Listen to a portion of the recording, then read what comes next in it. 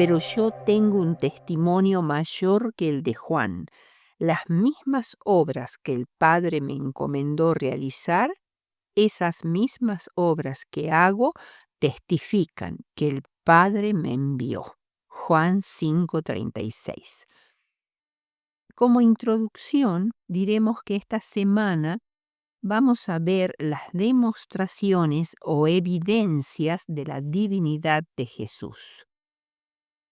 Uno de los testimonios más convincentes de que Jesús es el Hijo de Dios enviado para rescatar a la humanidad pecadora es el de Juan el Bautista.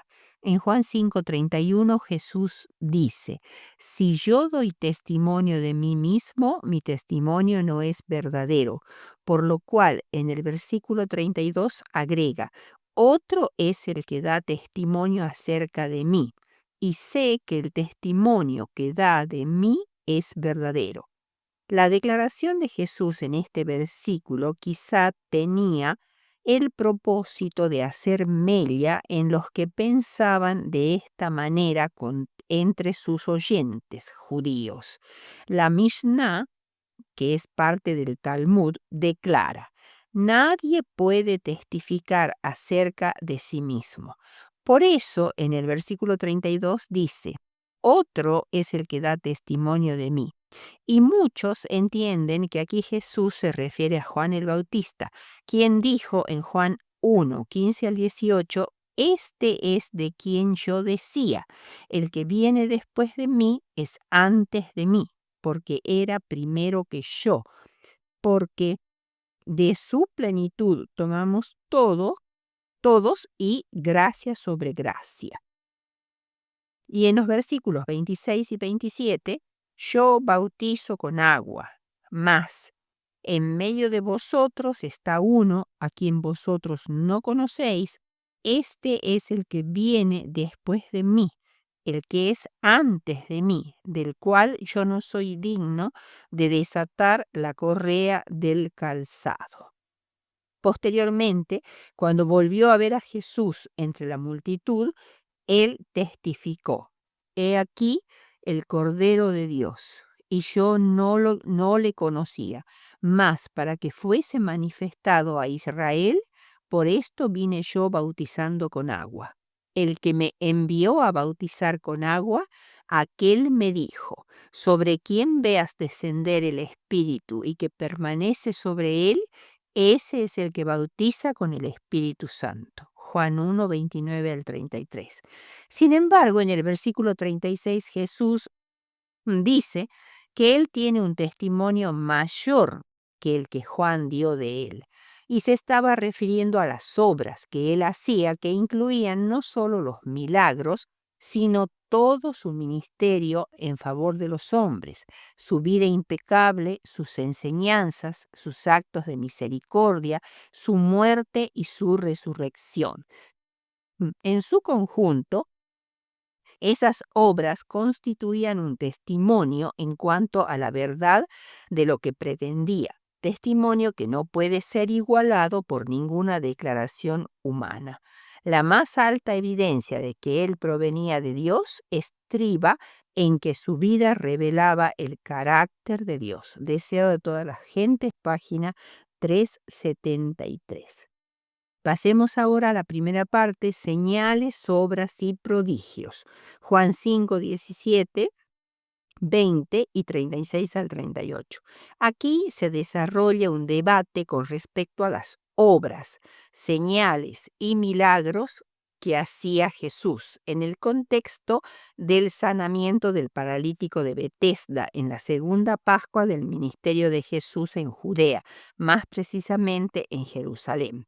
Una cadena de predicciones inspiradas que abarcaban muchos siglos anunció los sucesos relacionados con la aparición de Cristo en forma humana. Dios quiso que el cumplimiento de esas profecías fortaleciera la fe de los creyentes en Cristo. En la providencia divina, Cristo vino cuando dominaba el poder romano. Los judíos, por haberse apartado de Dios, habían caído bajo el dominio de una nación pagana. Aunque ejercía cierta medida de autoridad, el Sanedrín no podía pronunciar juicio en un caso que entrañase la pena capital. Dominados por el fanatismo y la tradición, los judíos podían llegar a ser muy crueles e inexorables. Su odio hacia Cristo era intenso. Si hubiesen poseído el poder supremo, los celosos sacerdotes y príncipes se habrían librado muy pronto del que consideraban como rival. La obra del Sanedrín entre los hombres se habría abreviado, la obra del Salvador entre los hombres se habría abreviado y nada se habría registrado en cuanto a su vida y ministerio. No se habría levantado la cruz de Cristo en el Calvario, ya que la crucifixión era un método romano para aplicar la pena de muerte. Si los judíos hubieran ejercido un dominio independiente, habrían dado muerte a Cristo apedreándolo por la falsa acusación de violar la ley de Dios. Esto no habría cumplido la profecía de que así como la serpiente había sido alzada en el desierto por Moisés, debía ser levantado el Hijo de Dios. El poder romano fue en las manos de Dios el instrumento para impedir que la luz del mundo se apagase en las tinieblas. De acuerdo con el plan de Dios, la cruz debía ser levantada a la vista de todas las naciones, lenguas y pueblos, y llamar la atención al Cordero de Dios que quita el pecado del mundo.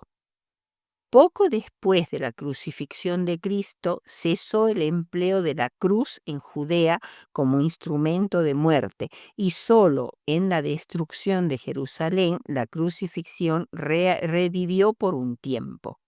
La venida de Cristo en el tiempo y en la manera que se produjo fue un cumplimiento directo y completo de la profecía. La evidencia de esto, dada al mundo por medio del testimonio de los apóstoles y los cristianos, es una de las pruebas más categóricas de la fe cristiana. Nosotros no fuimos testigos oculares de la vida de Jesús, pero tenemos el testimonio de sus discípulos y por la fe vemos por sus ojos y oímos por sus oídos, y nuestra fe acepta la evidencia dada. Además, aquí Jesús utilizó las señales para mostrar su estrecha relación con el Padre y su procedencia divina. Cuando fue cuestionado el milagro de la curación del paralítico de Betesda, que fue realizado en sábado y además por haber cargado posteriormente su camilla en sábado, y por esta causa los judíos perseguían a Jesús y procuraban matarle, porque hacía estas cosas en el día de reposo. Ante este cuestionamiento, Jesús dijo en Juan 5:17, mi Padre hasta ahora trabaja y yo trabajo. Con estas palabras Jesús aseguró a sus oyentes que Dios, que había creado el mundo, todavía estaba trabajando activamente en medio de ellos, aún en día sábado. La naturaleza testifica en su obra la presencia inteligente y la acción activa de un ser que se mueve en todas sus obras de acuerdo a su voluntad. La mano del poder infinito está perpetuamente en acción, guiando este planeta. Su poder es el que hace que prospere la vegetación, que aparezca cada hoja y se abra cada flor. No es por el resultado de un mecanismo que una vez puesto en acción continúa su obra, por lo que late el pulso y un aliento sigue al otro. En Dios vivimos, nos movemos y somos. Aunque el Señor ha cesado su obra de creación, continuamente está en acción, sosteniendo y usando como a sus siervos las cosas que ha hecho. Elena de White, manuscrito 4 de 1882. Esto contradecía la opinión deísta de algunos círculos del judaísmo, lo cual tendía a alejar tanto a Dios del mundo que llegaba a tener poco contacto con él. Y además, las palabras de Jesús eran una afirmación de que sus propias obras, tal como se revelaban en el milagro de la curación que acababa de realizar, ciertamente eran una obra de Dios. Este pensamiento es básico en el discurso de Jesús de Juan 5, 19 al 47. Al afirmar esta relación tan íntima con Dios como su Padre, los judíos querían matarle porque reconocían su afirmación de ser igual al Padre como una relación especial de igualdad. Es muy significativo el reconocimiento que aquí se hace de que la relación padre-hijo entre Dios y Jesús es una relación de igualdad. Aquí se deja ver que los judíos entendían claramente que Jesús no era el Hijo de Dios únicamente en el mismo sentido en que todos los hombres son hijos de Dios, es decir, en virtud de la creación y de la paternidad espiritual, sino que esta era una declaración de Jesús de su igualdad con el Altísimo. Cuando los judíos acusaron a Jesús de que pretendía ser Dios, él explicó y amplió esa pretensión y no la disminuyó en forma alguna. Las acciones de Jesús estaban en completa armonía con la forma en que Dios trata al hombre, porque había sido uno con él y porque como hijo prestaba entera obediencia a la voluntad del Padre. Aún afirmó tener el mismo poder del Padre para resucitar a los muertos, lo cual era una prerrogativa divina. El segundo punto es la autoridad de las Escrituras. Juan no tan solo utilizó los milagros y las obras de Jesús para señalarlo como el Mesías. El evangelista también apeló a la autoridad del Antiguo Testamento y a las profecías que anunciaban la obra de Cristo.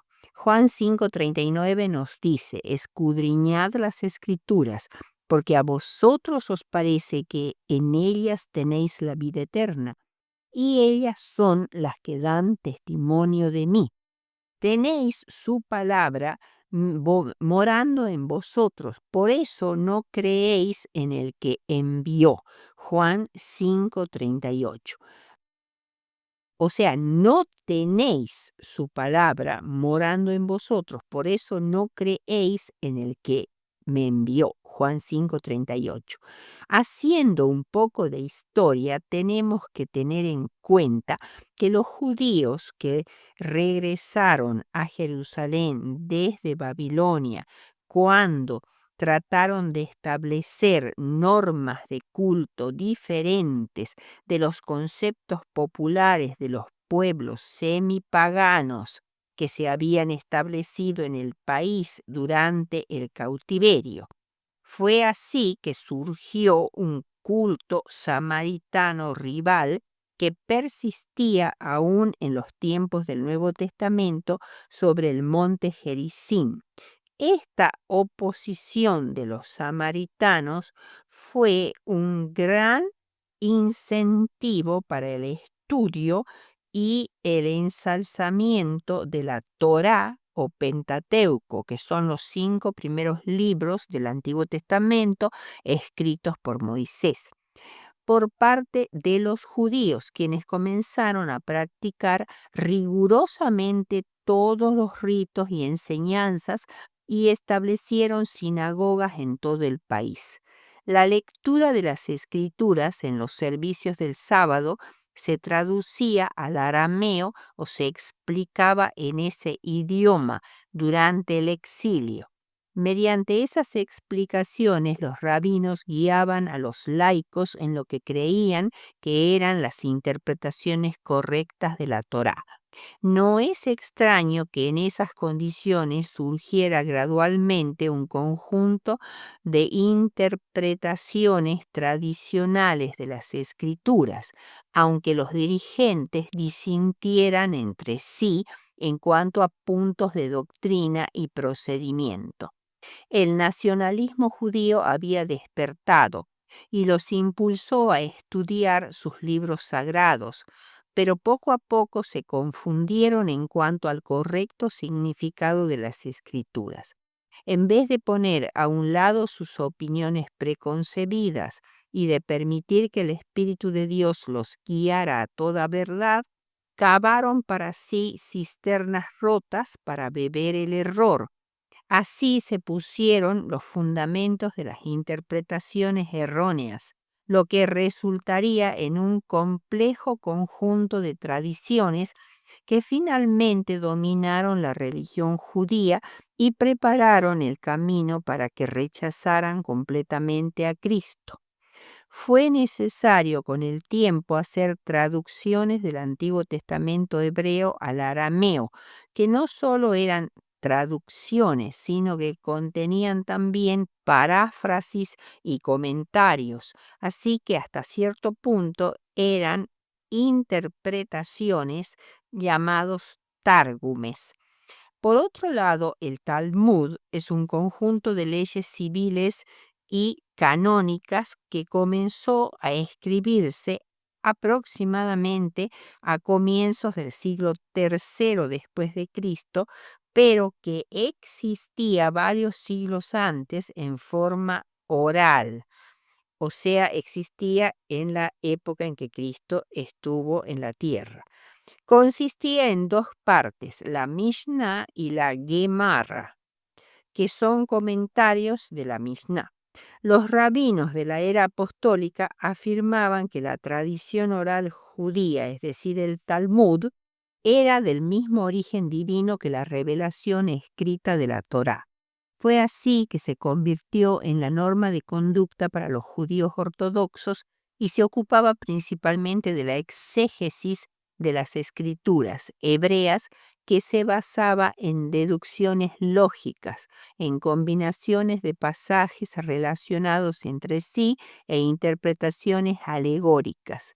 Era la forma corriente que se usaba en la sinagoga para explicar la Biblia por medio de símbolos, alegorías, fábulas y parábolas. Esta era la Agadá, mientras que la Halakha se refería a los reglamentos religiosos basados principalmente en las secciones legales de la Biblia, que se estudiaba en las escuelas religiosas más avanzadas. No todos los reglamentos de la Halakha tenían base bíblica, entonces se suponía que habían sido entregados a Moisés en el Sinaí en forma oral. La máxima pretensión de los escribas del Nuevo Testamento era aprender y entender todas las reglas haláquicas relacionadas con la vida religiosa y secular de un judío escrupuloso. Los maestros supremos de la Halakha fueron Hillel el anciano y Shammai, que formaron dos escuelas separadas. La Mishnah se convirtió en la principal fuente de estudios religiosos judaicos y con frecuencia su autoridad reemplazó al Antiguo Testamento. El tercer punto es las profecías del Antiguo Testamento acerca de Jesús, parte 1. El cumplimiento exacto de las numerosas profecías mesiánicas en la vida y ministerio de Jesús es sencillamente sobrecogedor, ya que se cumplieron con exactitud increíble. Aún el escéptico más empedernido queda sin argumentos ante la avalancha de tales evidencias. Por ello Jesús, aun sabiendo cuán endurecidos estaban los líderes judíos, nunca se rindió ante ellos. Siempre intentó penetrar en sus obstinados corazones desde todos los ángulos posibles. Aunque no respondieran favorablemente, al menos debían saber que había un testigo de la verdad ante ellos. Una de las primeras profecías mesiánicas es la de Isaías 43 y 4, que dice así: Voz que clama en el desierto, preparad el camino a Jehová, enderezad calzada en la soledad a nuestro Dios. Todo valle sea alzado y bájese todo monte y vallado, y lo torcido se enderece y lo áspero se allane. En el libro de Isaías, los capítulos 40 al 66 han hecho que se lo llame el profeta evangélico, porque en estos capítulos, con el lenguaje más sublime que jamás haya pronunciado un orador inspirado, Isaías expone el glorioso futuro de Israel como el fiel siervo de Dios, su liberación de todo enemigo, la venida del Mesías y el establecimiento del reino mesiánico. Preparad el camino. El propósito divino era que Judá regresara del cautiverio babilónico y se esforzara al máximo en la preparación de ella misma y de las naciones que la rodeaban para la venida del Mesías. Aguardaba a la nación un futuro glorioso, pues el programa divino continuaría aceleradamente y sin interrupción hasta que el Mesías apareciera y estableciera su reino eterno. El proceso de preparación llegaría al máximo con la vida y el ministerio de Juan el Bautista, al cual se refiere específicamente esta profecía. Juan fue la voz de Dios que anunció la venida del Verbo de Dios vivo y hecho carne. Proclamó el establecimiento del reino de los cielos y la inminente llegada de su rey. La figura usada en esta profecía es la de la preparación que debía hacerse con anticipación para la venida del rey. Literalmente se refería a la reparación de los caminos por donde vendría el rey, pero espiritualmente se trata de enderezar los lugares torcidos del corazón humano, echar abajo el orgullo y la altivez de los hombres. Por eso predicaba un bautismo de arrepentimiento o de cambio de parecer. Juan 1:23. Segundo, tenemos el texto de Juan 2:16 y 17, cuya profecía mesiánica está en Salmo 69:9. El texto de Juan dice lo siguiente: y dijo a los que vendían palomas: quitad de aquí esto, y no hagáis de la casa de mi padre casa de mercado. Entonces se acordaron sus discípulos que está escrito: el celo de tu casa me consume. Y el Salmo 69:9 dice: porque me consumió el celo de tu casa, y los denuestos de los que te vituperaban cayeron sobre mí. El Salmo 69 es el lamento de un hombre agobiado por el dolor, atormentado por la hostilidad de sus prójimos, que sufre por causa de su fe en Dios. Pero aunque el salmista expresa y describe su propio sufrimiento, varios pasajes se aplican a Cristo, la víctima inmaculada, como profecías mesiánicas. El versículo 9 muestra que el santuario era el objeto del celo del salmista. David mostró su celo al trasladar el arca al monte de Sión y querer edificar una morada permanente para el Señor en Jerusalén. Cuando Jesús expulsó a los que cambiaban dinero y a los mercaderes de los atrios del templo, los discípulos recordaron este texto: el celo de tu casa me consume. Jesús deseaba fervientemente que la casa de su Padre se usara exclusivamente para el propósito para el cual había sido dedicada. Al convertir los sagrados símbolos del Cordero de Dios en una fuente de ganancia personal, los gobernantes estaban transformando lo sagrado en profano y robaban el honor y la gloria que le correspondía a Dios. El cielo y la lealtad a Dios era en Jesús como un fuego que lo consumía. El tercer texto que vamos a ver es Juan 7:38 y Jeremías 2:13. El que cree en mí, como dice la Escritura, de su interior correrán ríos de agua viva. Juan 7:38. Y Jeremías 2:13, porque dos males ha hecho a mi pueblo. Me dejaron a mí fuente de agua viva y cavaron para sí cisternas rotas que no retienen aguas. Los dos males pueden definirse de la siguiente manera. Primero, el rechazo de lo real y verdadero, y segundo, preferir lo irreal y falso.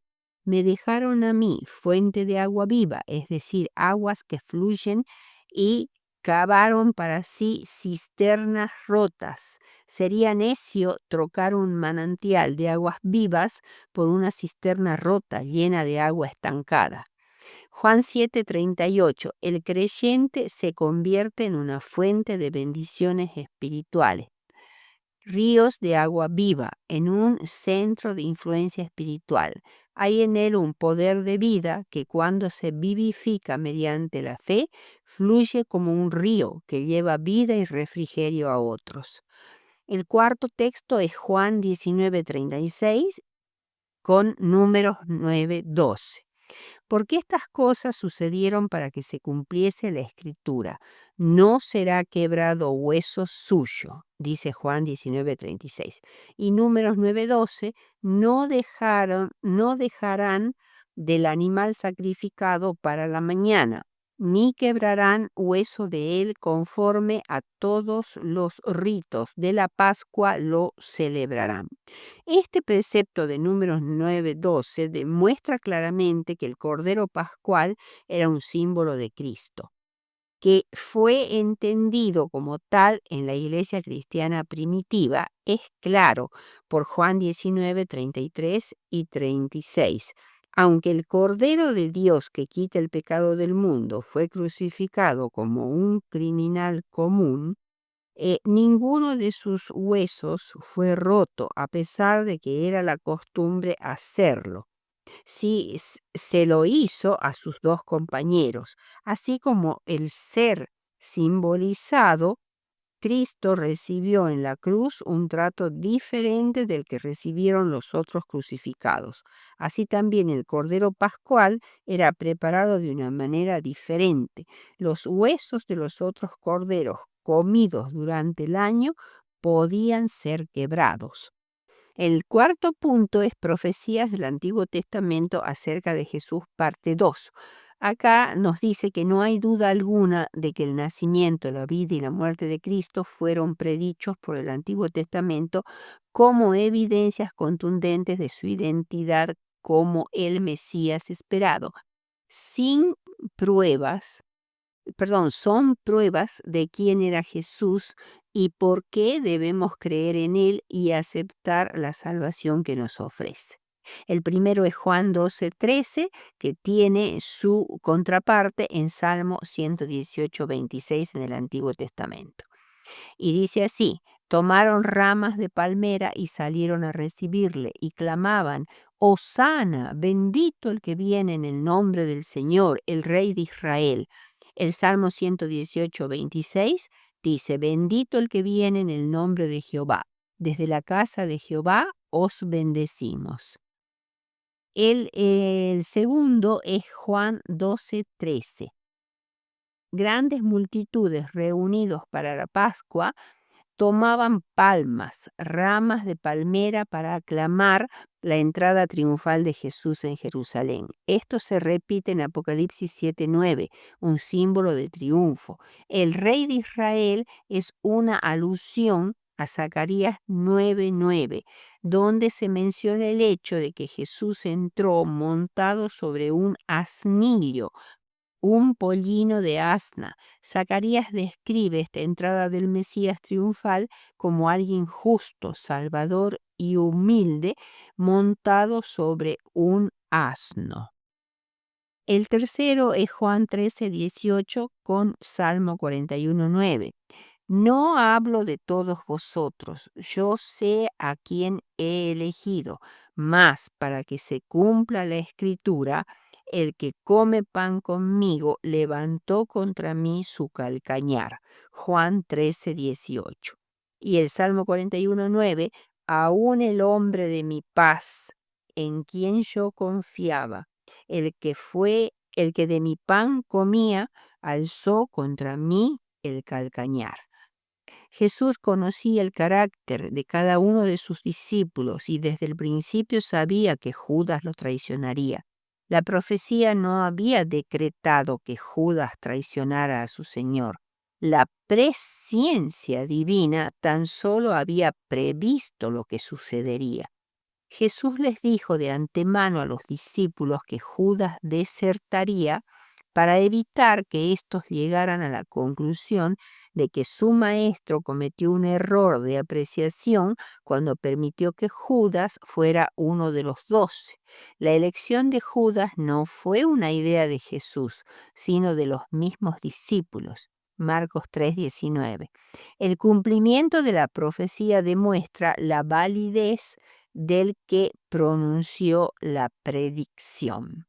El Salmo 41:9 se cree que fue escrito por David y los que sostienen que fue escrito durante la rebelión de Absalón aplican este versículo a Aitofel.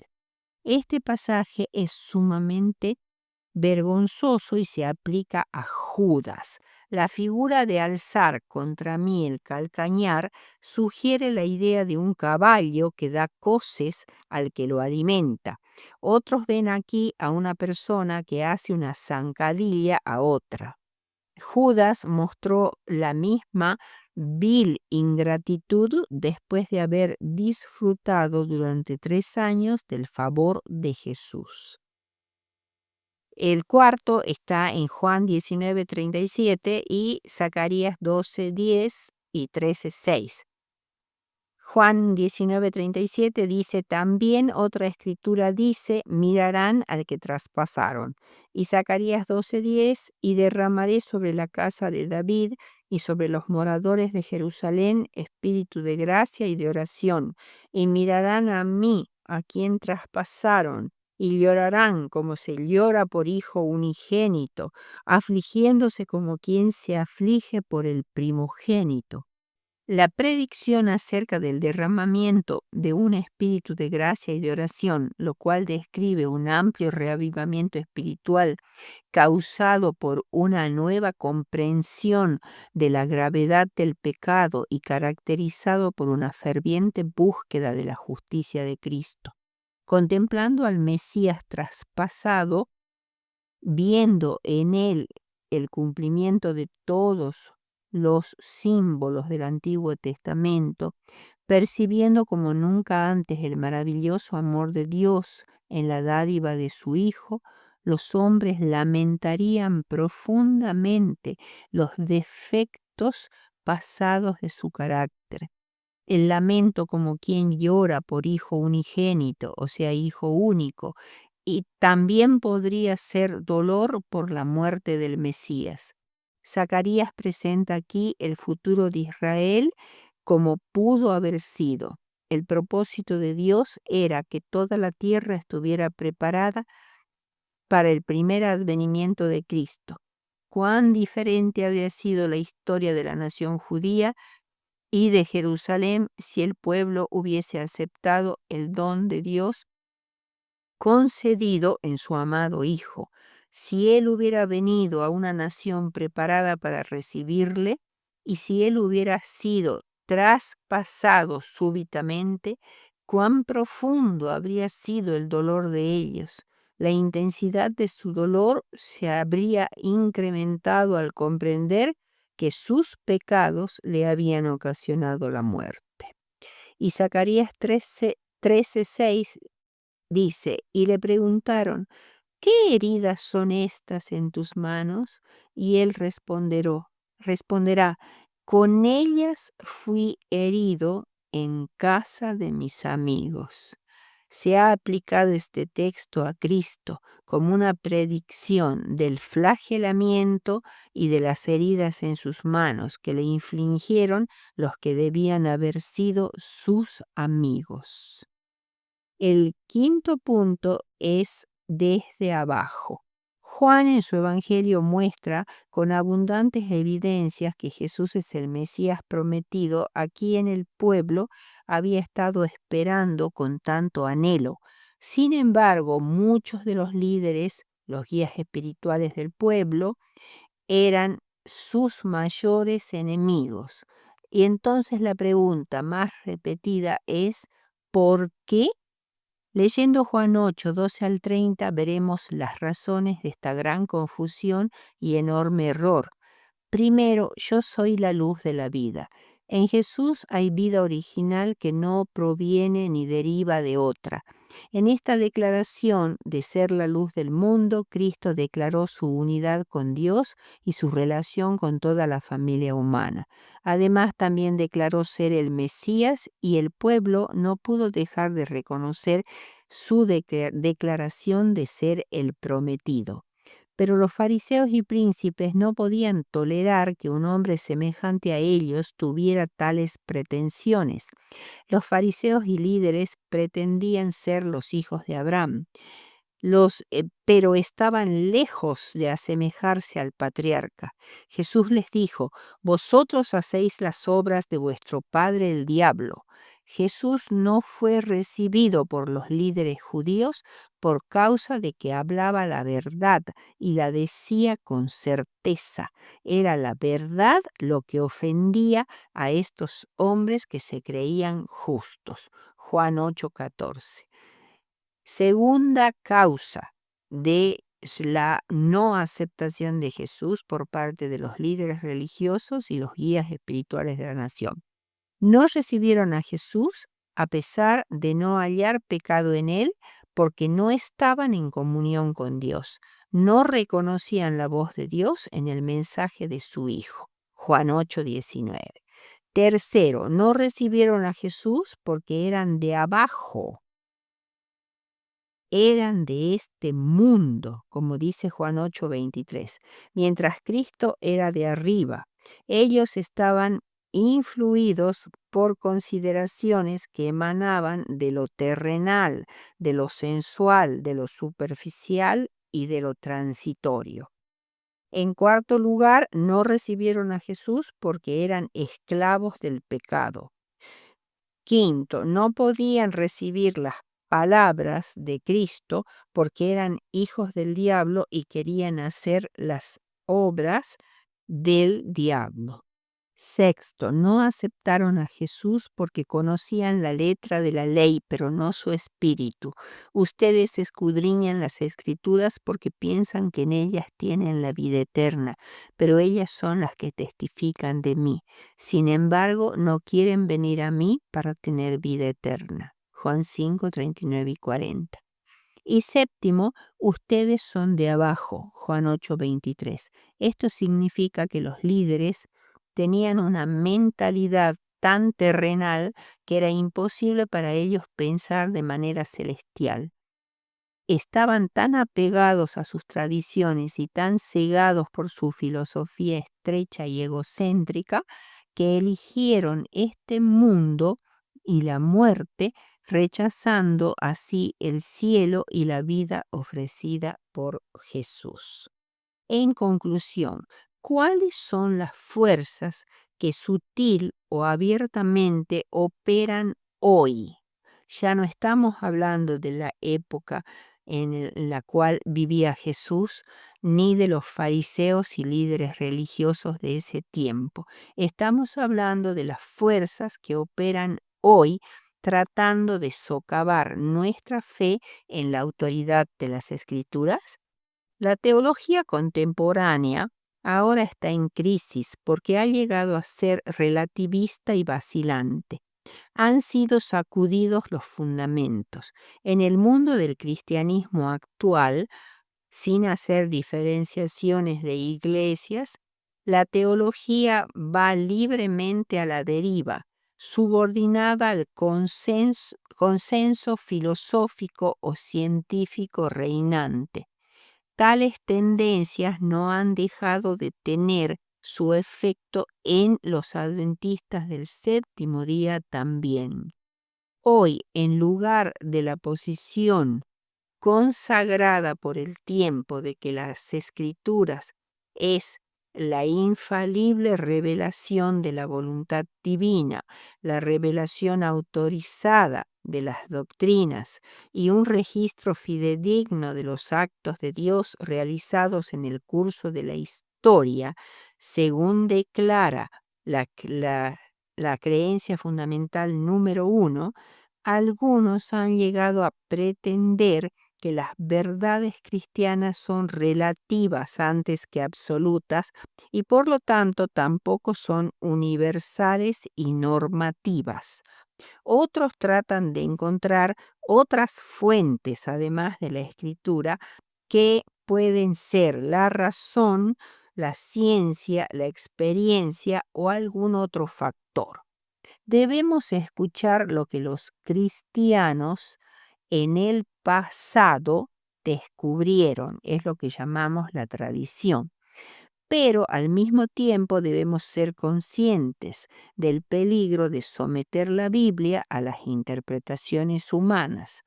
Igualmente perniciosas son las pretensiones de la ciencia para reemplazar la revelación bíblica. Por hacer esto se rechazan los milagros como violando las leyes naturales inmutables y se tiene como errónea y supersticiosa la existencia de ángeles y demonios.